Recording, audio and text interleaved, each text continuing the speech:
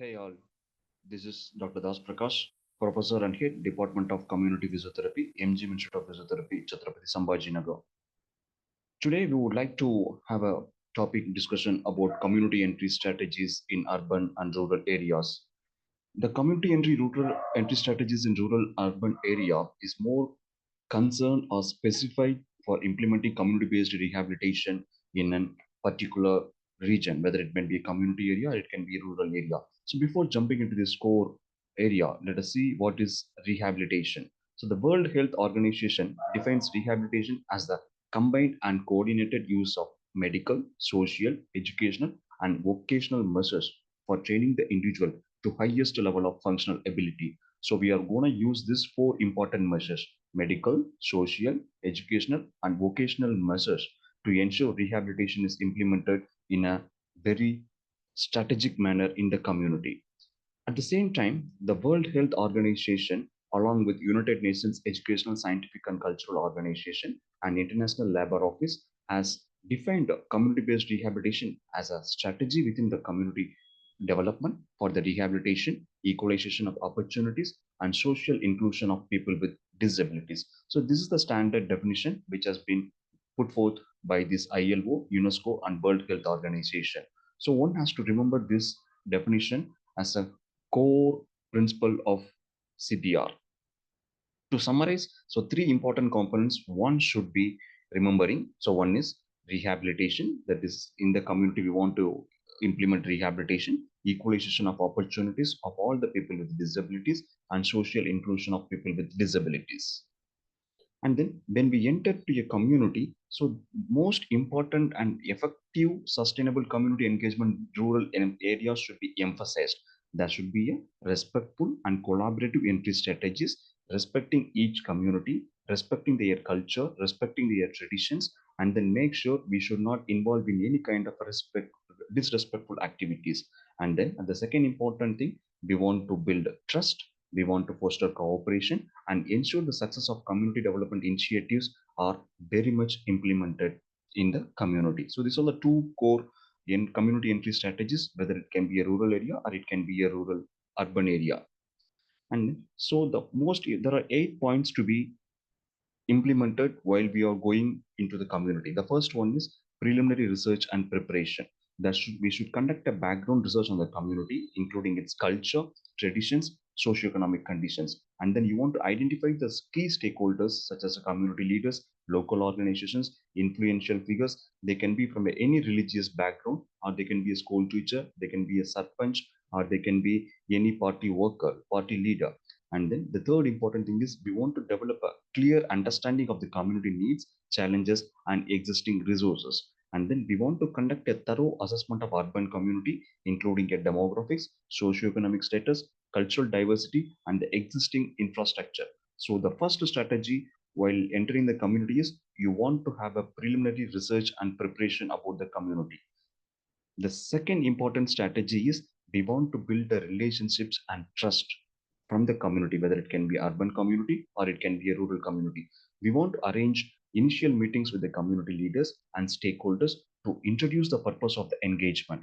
And then, as I mentioned earlier, we want to go for a respectful norms. We want to respect the cultural norms and practices during all interactions. And then one should be transparent with the goals, expectations, and potential benefits of the initiative. And the third important strategy is community assessment.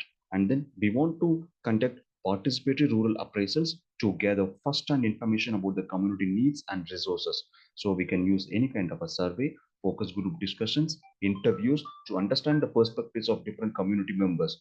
And then we want to identify the existing community structures and mechanisms that can support the initiative.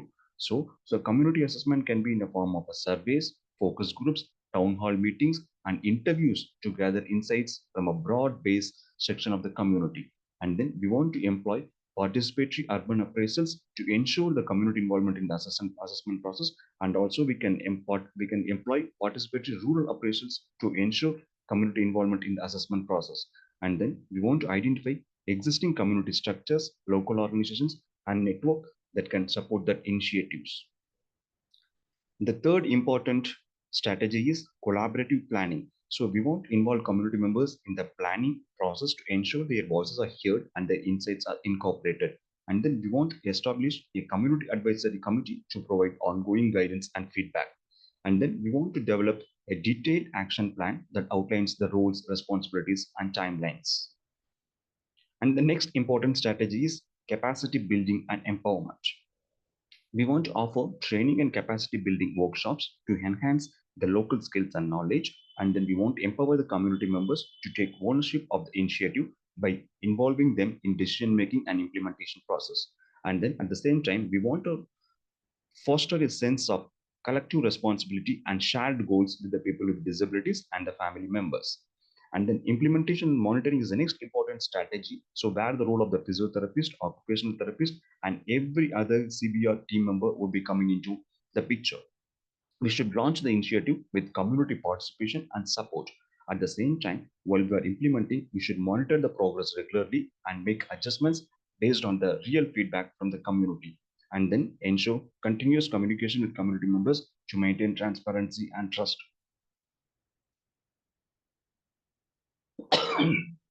And the next important thing is sustainability and exit strategy. We should plan for the sustainability of the initiative by building local capacity and ensuring the transfer of skills and knowledge. We should develop an exit strategy that allows the community to continue benefiting from the initiative without external support. And then you should celebrate the success and knowledge of the contributions of each and every community member who has worked in this CBR program. And the next important thing is they want to document and evaluate every CBR activity. So document the entire process, including the success, even the challenges, and even the failures, and what are the lessons learned from that CBR program. And then finally, conduct an evaluation to assess the impact of the initiative on the community. And then you should share the findings with the community and other stakeholders to promote learning and future improvements. And then the core principles of this community entry strategy, the first one should be respect and sensitivity. You should respect the culture of the community, and then you should be know what are the sensitive information and sensitive endeavors in the community. And then inclusivity. So you want to ensure that include everyone in the community, including the patient, his family members, attenders, relatives, and the other community in the CBR program. And then transparency. You ensure that your CBR program is transparent, and then there is no kind of a hidden agendas in the CBR program. And then sustainability. So what are the CBR program? You want to make sure the CBR program is sustainable throughout the duration which has been intended. And then coming on to the, as I mentioned earlier in the previous slide, there are two strategies. One is a participatory urban appraisal, and next one is participatory rural appraisal. So let us see in detail about, so how can we implement these participatory urban appraisal and participatory rural appraisal. So there are 8 steps which is common for both the things.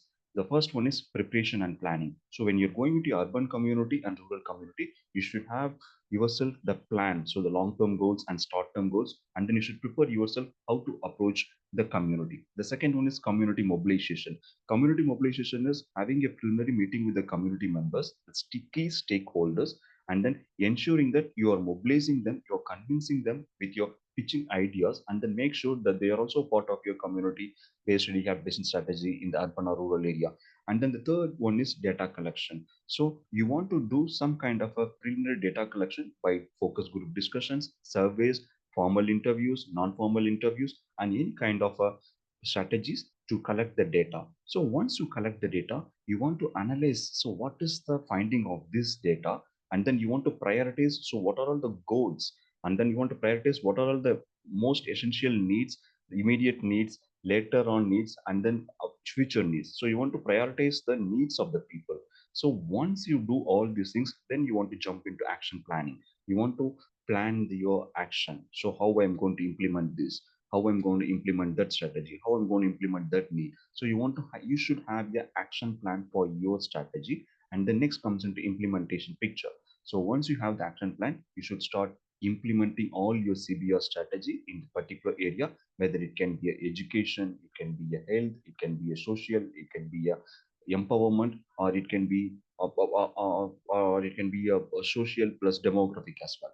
And then the seventh important thing is evaluation and reflection. So one has to evaluate and reflect the CBR strategy. That's what went wrong, and then what are the learnings from that. And the next important thing is sustainability. The last one is you want to make sure the CBR program which you are implementing in a urban area and rural area is sustainable throughout the period of time. So to summarize, the participatory urban appraisal and rural appraisal, we should have a proper preparation and planning. We should mobilize the community. There should be a data collection by more number of a focus group discussions, interviews, and then analyze the data and prioritize the problems. And then there should be a proper action planning. And then you should implement the main CBR program. There should be a evaluation and reflection, and then there should be a sustainability of this program. So this is the CBR entry strategies in a rural area and in a urban area. And then the next coming on to the challenges. So what are the challenges which we can ensure? So one is the time consuming, and then we want to manage diverse interest, and then we should be having a lot of facilitation skills for this successful implementation of CBR program in a urban area and in a rural area. So these three challenges one should be remembering in their CBR strategy: time consuming, managing diverse interest, and facilitation skills. Thank you.